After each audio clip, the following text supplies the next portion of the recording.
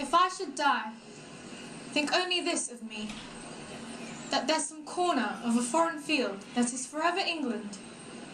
There shall be in that rich earth a richer dust concealed, a dust whom England bore, shaped, made aware, gave once, her flowers to love, her ways to roam, a body of England's, breathing English air, washed by the rivers, blessed by sons of home. Welcome live to the Tower of London, the historic heart of England for almost 1,000 years, since it was founded by William the Conqueror shortly after his invasion of 1066. And welcome to Discovery Education's National School Assembly on the theme of Remembrance in this special centenary year. And thank you to Ruxar for our opening of the Assembly with her moving reading of Rupert Brooke's famous poem. It's 100 years since the start of the First World War, and to mark the centenary, the Tower's famous moat has been filled with hundreds of thousands of ceramic poppies in an amazing installation called Blood, Sweat, Lands and Seas of Red. We'll be meeting its creator a little later on. In this National School Assembly, in which your school is one of many thousands participating, we want to explore with you why it's important that events that happened 100 years ago should still be remembered today. The learning team at the Tower of London is asking everyone who comes to see these poppies 3 questions which help everyone really think and understand what it means to remember. Why should we remember? Why, when it's all so long ago and the last troops who served in the First World War have now died, should we bother to remember? Is it because the First World War was the first global conflict involving enormous armies and causing horrific casualties on all sides? 38 million in all. And today, in 2014, the 100th anniversary of the outbreak of the First World War, why is this year's different from other years? Is it because the centenary of an event is an important milestone anyway?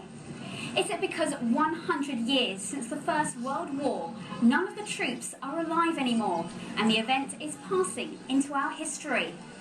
And the third question, how do you want to remember?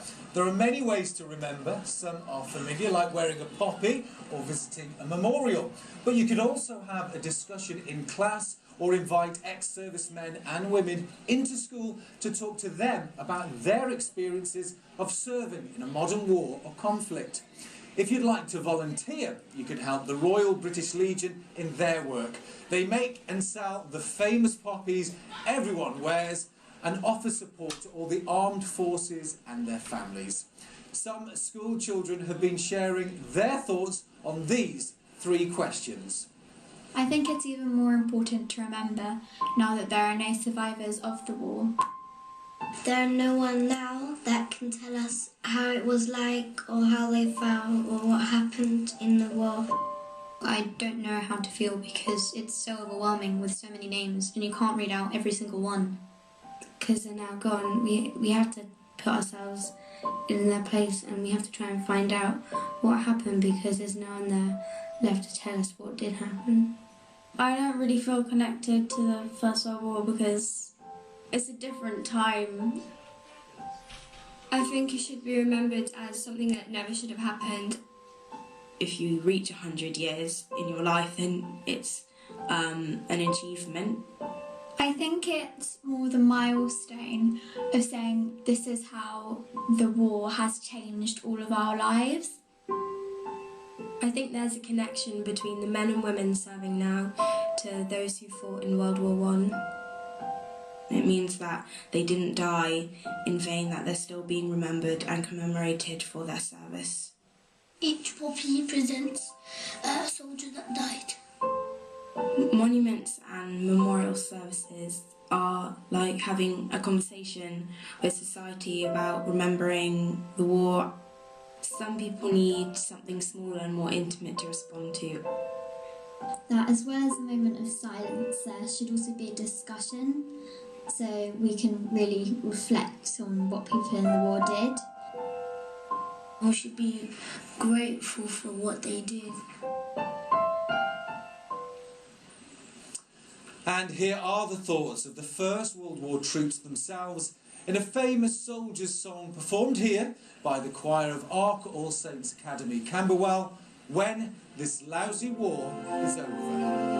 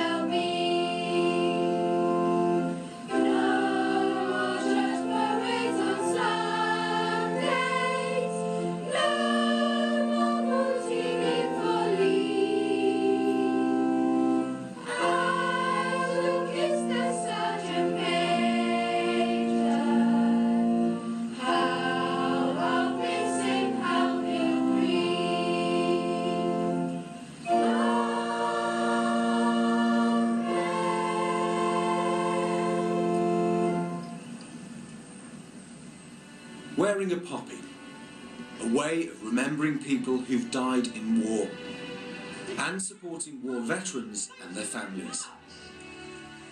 In Flanders fields the poppies blow, between the crosses, row on row. Canadian poet Lieutenant Colonel John McCrae wrote those famous lines after the death of a friend. He refers to poppies blowing in the wind. The poppies whose seeds had lain dormant in the ground until the fighting on the battlefields stirred the soil and poppies bloomed amongst the chaos of war. This powerful symbol inspired McCrae, and in 1922 the poppy was adopted by the Royal British Legion as the symbol of remembrance. A lot of thought went into the way the poppy was designed, so it could be made by injured soldiers.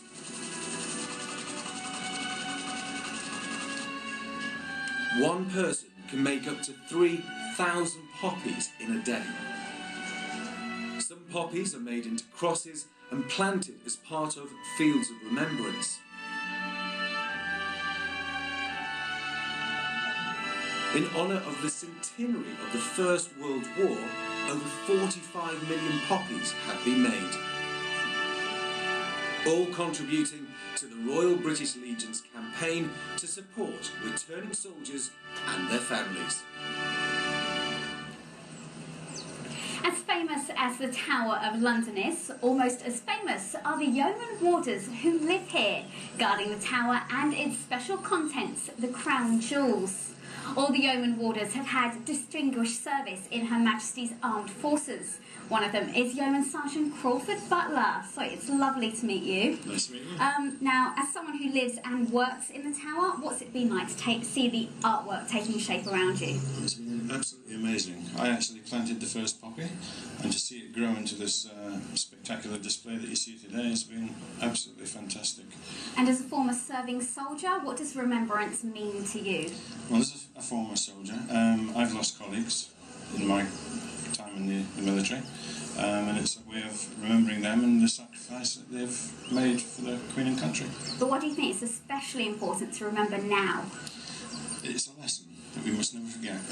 Those who've given up their lives, and to ensure that we never make the same mistake again.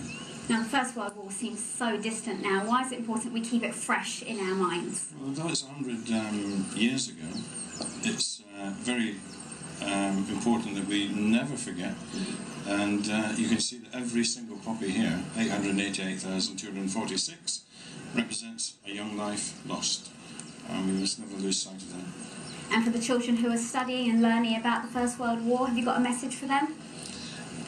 Never forget. That's simple. Never forget those that have sacrificed their lives. They give their today for our tomorrow. Well, thank you very much, Yeoman Sergeant Crawford Butler. Coming up soon, you can meet the artist who created this amazing sea of poppies here at the Tower of London. Many schools study the theme of remembrance, as you are today, by taking part in the National School Assembly. At Pakeman Primary, just up the road in Islington, they've been lucky enough to work closely with the Tower itself. Over now to Pakeman School and Hall Davidson. I'm at Pakeman School here in London, and we're about to connect via the wonders of the internet to Hamilton Memorial School over in Ontario, Canada. We're very excited about the connection about Remembrance Day. Remembrance is important in Canada because Canadian troops made huge sacrifices in the First World War. And it's especially on people's mind now in Hamilton, Ontario, because one of their very own was killed tragically in the line of duty while serving at the Parliament.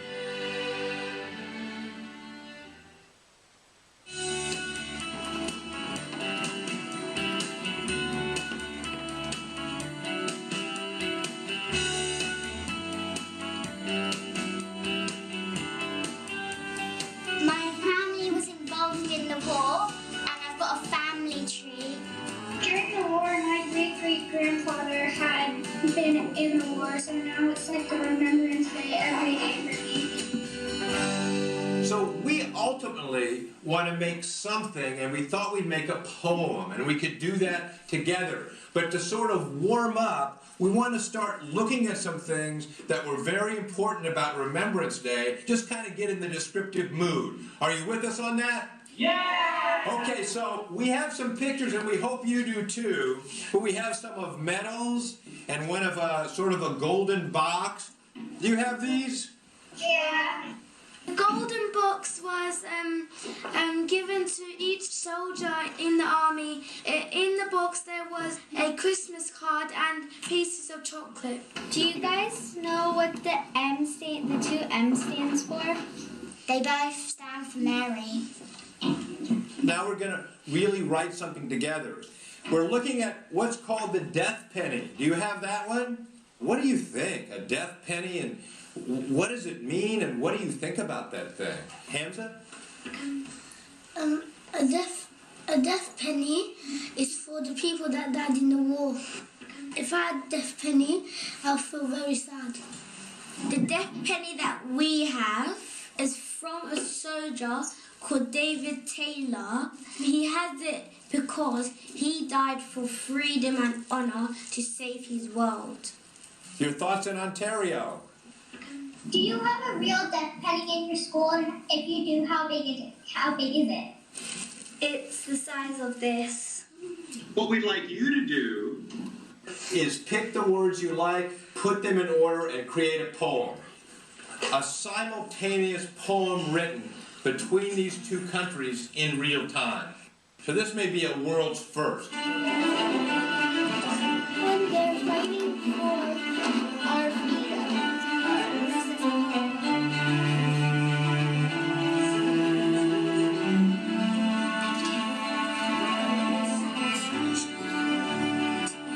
And that would be a terrific last sentence. What do you think?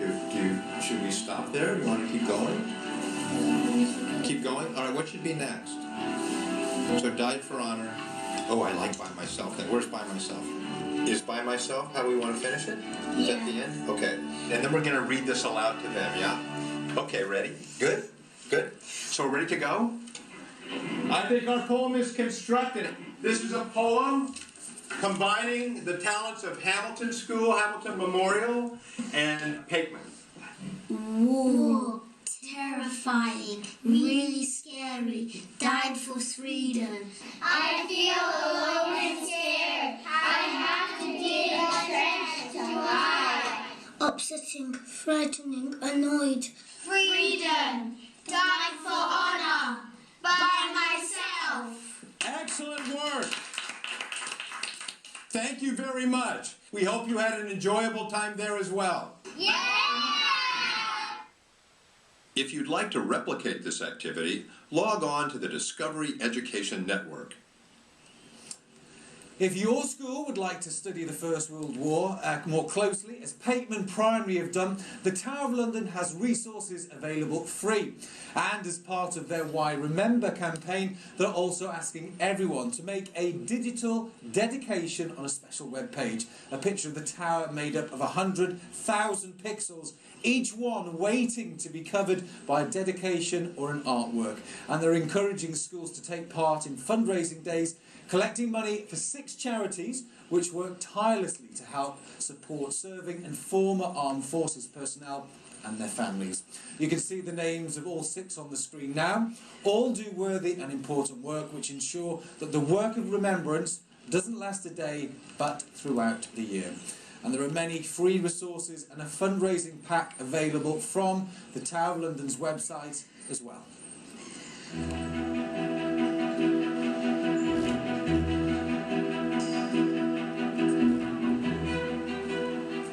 Now I'm here with Mickey Richards, one of the gold medal winners from the Invictus Games held in London earlier this year for servicemen and women with injuries or illness. Now Mickey was given lots of support by Help for Heroes. So Mickey, can you tell us a bit more about the Invictus Games and how you won your medals? I competed in Invictus Games this year, won 2 golds in 100 metres and 400 metre track and silver in powerlifting. It was amazing. I don't think anybody thought it was going to be as big as it was, and the Team GB spirit was just incredible. It was nice how we all kind of got together and really gelled as a team, even if we hadn't met each other, and it was just overcoming our injuries really, and just how behind us the British public actually are was really emotional for me and the team to see. Now we said that obviously you were injured. What were you doing before your injury? So I joined the Royal Navy in 2006 as a weapon engineer, serving on HMS Portland and HMS Bulwark, doing anti-piracy operations. I was coming away from a communications course and unfortunately got involved in a car accident which left me with a brain injury.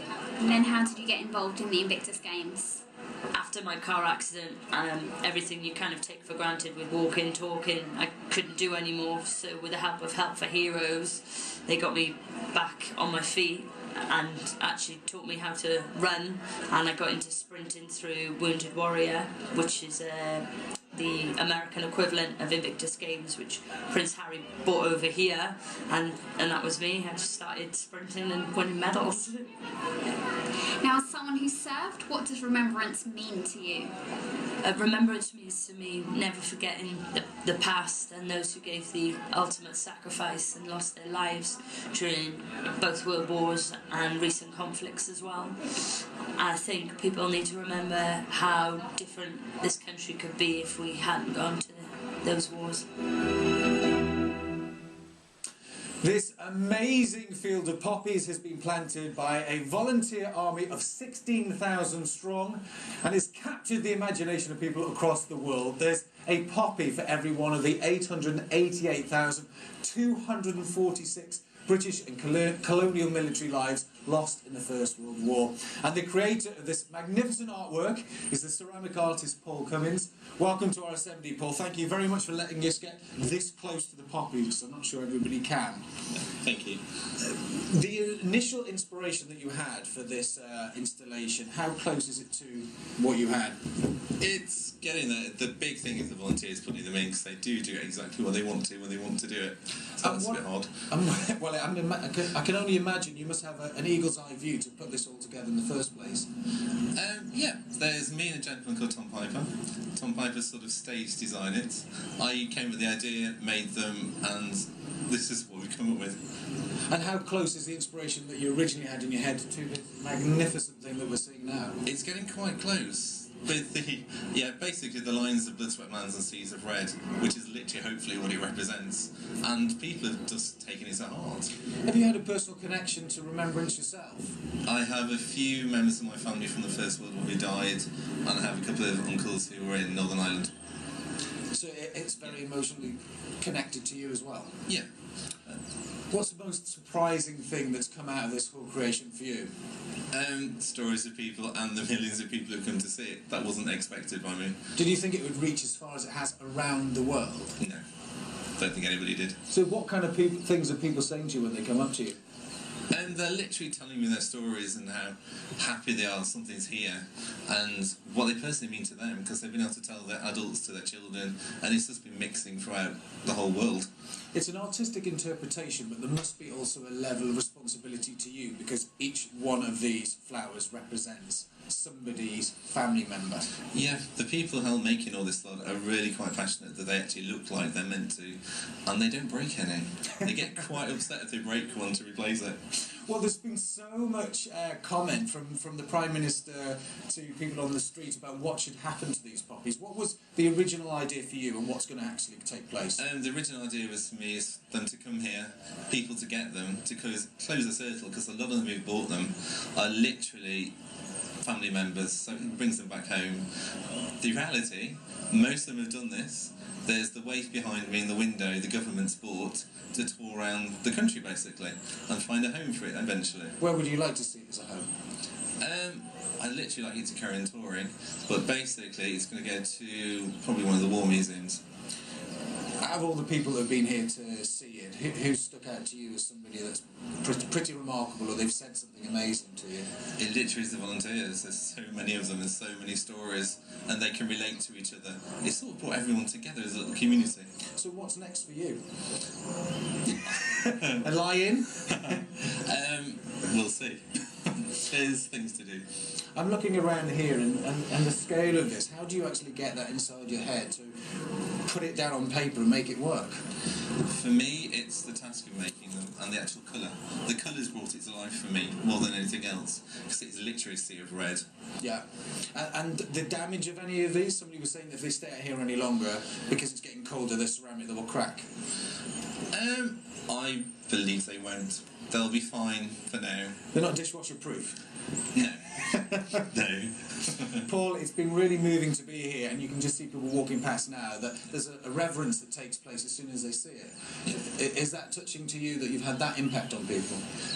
It is, and it's quite shocking, because I didn't realise it would happen, and I'm really quite happy about it all, and I'm glad that everyone can relate to it, because it's a simple idea, there's nothing complicated. Well, it's simple but expertly put together. You and 16,000 people, thank you, Paul. Thank you. 1914 by Philip Larkin. Those long, uneven lines, standing as patiently as if they were stretched outside the Oval or Villa Park. The crowns of the hats, the sun, on moustached, archaic faces, grinning as if it were all an August bank holiday lark. And the shut shops, the bleached, established names on the sunblinds, the farthings and sovereigns and dark-clothed children at play, called after kings and queens, the tin advertisements for cocoa and twist, and the pubs wide open all day. Never such innocence, never before or since, as changed itself to pass without a word, the men leaving the gardens tidy, the thousands of marriages lasting a little while longer. Never such innocence again. And with every one of these 888,246 poppies representing a British life lost in the First World War, let us here at the Tower and to you what of reflection.